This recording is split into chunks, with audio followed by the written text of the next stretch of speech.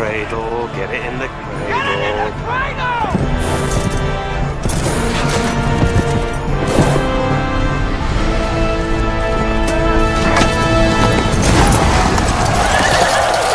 Welcome back to the channel. Today we're saddling up for one of the most unlikely cult classics ever to come out of a major studio.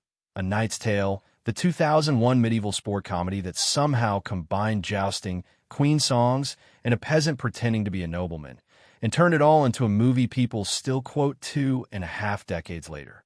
On paper, it shouldn't have worked. A first-time director, a soundtrack stuffed with 1970s arena rock dropped into the 14th century, and a young, largely improving cast headline by an actor the studio didn't even want in the first place. And yet it became exactly the kind of film that earns a devoted following over time, the type people stumble across on cable, fall in love with, and quote for years afterward. Behind the camera, this production was full of studio fights, real injuries, pasta-based special effects, and one of the strangest casting stories in Hollywood history. Before we jump in, hit subscribe so you don't miss the next deep dive, and drop a comment with the movie you want us to cover next. Let's get into it. Director Brian Helgeland came to this project from a very different place than you might expect. He had already won acclaim as a screenwriter on gritty, hard-edged crime dramas, and he landed the opportunity to direct A Knight's Tale shortly after an unexpected and unwanted exit from post-production on his earlier film Payback. Rather than retreat into another crime story, he poured that frustration into a script that deliberately subverted medieval movie conventions, imagining jousting tournaments as something closer to a modern extreme sport, complete with crowds losing their minds and announcers hyping up the action like a heavyweight title fight. That collision of tones, gritty crime movie instincts applied to a cheerful underdog sports story, ended up shaping nearly every decision the production made, right down to the music. With that context in mind, here are 20 facts about how this strange, beloved film actually came together. It's hard to imagine anyone other than Heath Ledger galloping into the lists as William Thatcher, but Sony's executives had someone else in mind first, Paul Walker. Writer-director Brian Helgeland later admitted that Walker was at the top of the studio's shortlist, but after meeting him, Helgeland felt he was too contemporary for the part, the kind of guy who belonged behind the wheel of a race car rather than on a jousting horse. That instinct turned out to be eerily accurate. Walker would go on to do exactly that just weeks after A Knight's Tale hit theaters, when The Fast and the Furious opened that summer and turned him into an action star almost overnight. At the time Helgeland was making his decision, Walker's resume mostly consisted of supporting parts in films like Pleasantville and She's All That, hardly the track record of a leading man, but Hollywood was clearly already taking notice of him. Helgeland held his ground anyway, betting instead on a young Australian actor who, at the time, was mostly known for a teen comedy. It's the kind of decision that looks obvious in hindsight, but at the time meant turning down the studio's preferred choice in favor of someone with far less name recognition. Before Ledger was cast, Helgeland wasn't sure he had his William. That changed during a chance encounter at a restaurant inside LAX airport. Ledger was on a layover, flying home to Australia after finishing work on The Patriot, and he had a long leather case with him. When Helgeland asked what was inside, Ledger told him it was his didgeridoo. Asked if he could actually play it, Ledger said of course, pulled it out and started performing right there in the restaurant. Helgeland described the moment as watching a white Australian Miles Davis, and said the whole room turned to look. He fell for Ledger's energy on the spot and offered him the role of William Thatcher right then and there. It's a strange way to land a lead role in a $65 million studio film, but it captures something real about why Ledger was cast in the first place. Helgeland wasn't just looking for someone who could act.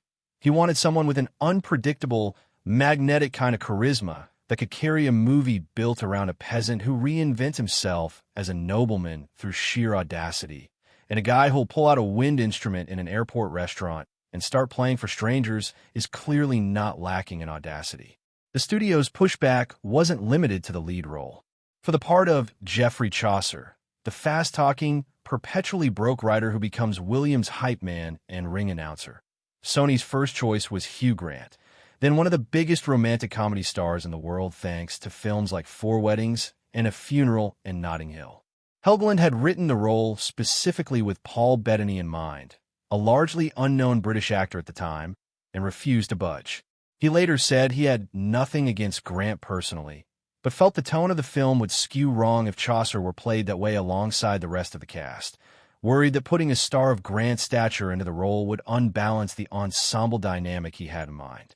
According to Bettany, Helgeland went so far as to threaten to leave the production entirely if the studio didn't let him cast Bettany instead, a remarkable risk for a director who had only recently been brought on after being abruptly let go from post-production on his previous film, Payback.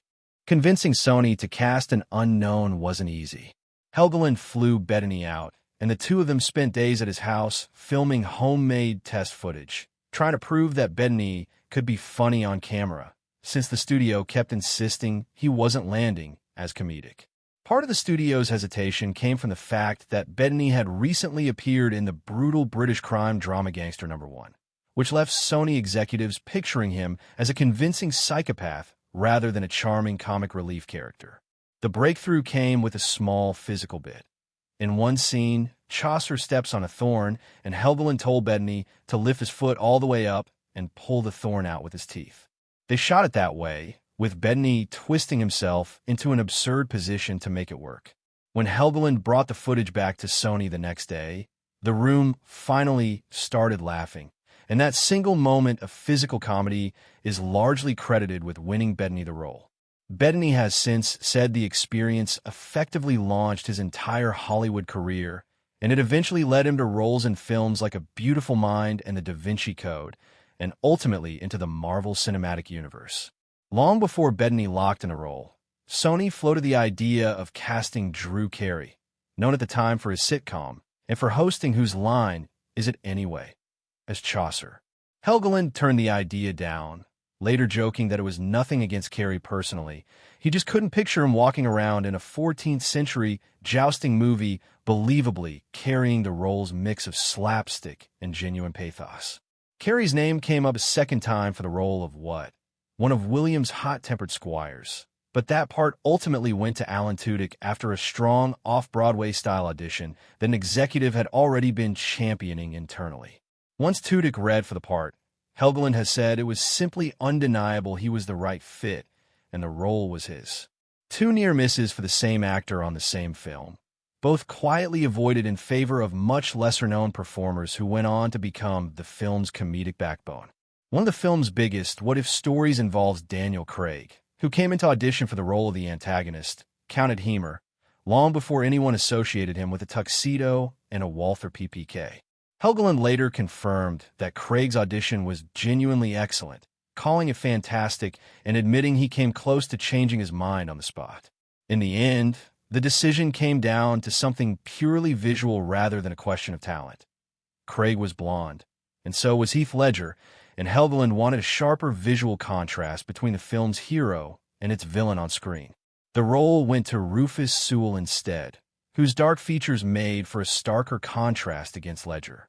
5 years later, Craig was cast as James Bond, a role he'd go on to play for roughly 15 years across 5 films. Helgeland also noted that Craig and Sewell became close friends during this period despite one of them losing out on the part, spending plenty of time together socially around Prague during the shoot. Daniel Craig wasn't the only cast member connected to 007 rumors around this production. James Purefoy, who plays Sir Thomas Colville, secretly Prince Edward in disguise, was rumored at the time to be in contention for the James Bond role himself. Around the same general period, the franchise was searching for a successor to Pierce Brosnan. It's a strange footnote to an already strange production. Two different actors from the same medieval jousting comedy, both linked to rumors around the world's most famous spy, with only one of them ultimately landing the part years down the line. A Knight's Tale was filmed entirely on location in the Czech Republic, primarily at Barrandov Studios in Prague, and most of the background extras used for crowd and tournament scenes were locals who spoke little to no English. This became a problem during Chaucer's big introduction speech for Sir Ulrich, where the crowd is supposed to erupt in applause on cue. Because the extras genuinely couldn't follow what Bettany was saying, they had no idea when to react, and the first take was met with total silence instead of cheering. Mark Addy, playing Roland, broke the awkward quiet by shouting out a loud cue to get them cheering. And the filmmakers liked the moment so much they kept it in the final film rather than reshooting it cleanly. Going forward, the crew started using cue cards written in Czech, simply reading applaud or laugh to help guide the extras through future crowd scenes without relying on them catching the English dialogue in real time. When Kate, the blacksmith played by Laura Fraser, forges William new, lighter armor, she etches her maker's mark into it. Two stylized swooshes that look almost exactly like the Nike logo. It plays as a knowing wink to modern audiences, but according to the film's own DVD commentary, it wasn't planned as a deliberate brand reference at all. The design was created during filming, and nobody connected it to Nike until after shooting wrapped, when the team realized they needed permission to use anything resembling the trademark and had to show the scene to a Nike representative before the film could move forward with it intact. That's when somebody pointed out the eerie coincidence. One of Nike's co-founders is a man named Phil Knight. A knight, wearing armor stamped with a Knight's logo, completely unintentionally, in a film that was already packed with deliberate anachronisms layered on top of an accidental one nobody saw coming. Helgeland was already in Prague scouting and prepping when Ledger flew out early to join him, and once the rest of the cast realized how affordable it was to live there, several of them, including Mark Addy and Alan Tudyk, came out well ahead of the production schedule. They expected to spend the extra time training intensively for the horseback riding and combat work required of them. But according to the cast, the actual formal training wrapped up in roughly an afternoon. The weeks that followed were spent mostly exploring Prague together, hitting bars, courtyards, and house parties, riding pedicabs around the city by day and bar hopping by night, often getting pleasantly lost in the city's winding streets along the way, and simply becoming friends before cameras ever rolled. That real off-screen camaraderie is often cited by the cast and crew as part of why the friendship between Williams' crew feels so lived in and natural on screen, rather than like actors performing chemistry they didn't actually have. This one didn't even happen during production. Sometime after the movie came out, while demonstrating how jousting worked to Ledger's agent, Helgeland and Ledger used a broom and a microphone stand as makeshift, low-stakes lances for a casual reenactment. Ledger accidentally caught Helgeland in the mouth and knocked one of his teeth clean out, a fittingly chaotic coda to a production already defined by real physical risk. Helgeland has told the story with a laugh in interviews since, treating it as one more example of how seriously the cast threw themselves into the physical side of the film. He's also noted that Ledger picked up plenty of real bruises and abrasions during the actual shoot itself, proudly showing off the marks afterward, since the production insisted on using authentic jousting techniques rather than faking everything for the camera with stunt doubles and clever editing. The jousting collisions in the film needed to look dramatic without seriously hurting anyone, so the props department built lances that were mostly hollow, designed to shatter safely on impact, with strategic weak points placed along their length, so they'd break apart almost instantly under force. To make the breaks look more violent and visually impressive on camera, they packed the hollow tips with balsa wood splinters and uncooked pasta, specifically linguine and spaghetti. When the lances connected with the steel armor, the pasta and wood exploded outward in a spray that reads on screen exactly like splintering wood. Helgeland has said the original plan was to add the shattering effect digitally using CGI, but once the practical pasta and balsa wood version was tested, it looked convincing enough and was far cheaper that the crew abandoned the visual effects route entirely. The sound of the impacts themselves wasn't left to chance either. According to crew members, the booming crack heard whenever a lance connects was actually the sound of a slowed-down howitzer blast layered into the mix. Faking convincing jousting on camera turned out to be much harder than the production expected. Early tests using saddled stand-ins on trailers in front of a blue screen looked unconvincing, with Helgeland himself later admitting in interviews that the results simply looked fake. So the team made the unusual decision to have stunt performers actually joust at full speed, with real impacts and real risk involved. Very few people in the world have that specific skill set, so the crew brought in performers experienced in genuine jousting performance, including a pair of French jousters who had worked Renaissance fairs and Thomas DuPont, who ran a jousting show at a casino in Las Vegas. DuPont ended up playing multiple different characters throughout the tournament scenes, simply by changing costumes and jerseys between takes, making him one of the film's most important hidden contributors despite never being a credited principal cast member. During one of the tournament sequences, specifically the opening joust, a lance struck a jouster directly in the head with enough force to actually knock him unconscious for a moment, though he somehow managed to stay upright in the saddle through sheer momentum and training. The footage was so striking and authentic looking that it made it into the finished film rather than being cut for safety reasons or replaced with a cleaner take. Cast members and the director have since described how genuinely dangerous these sequences were to shoot, given that the production was committed to real jousting rather than fully simulated stunts, with everyone involved understanding there was always a real chance someone could be seriously hurt. The line between an impressive, usable shot and a genuine accident was thinner than audiences probably realized watching the finished film.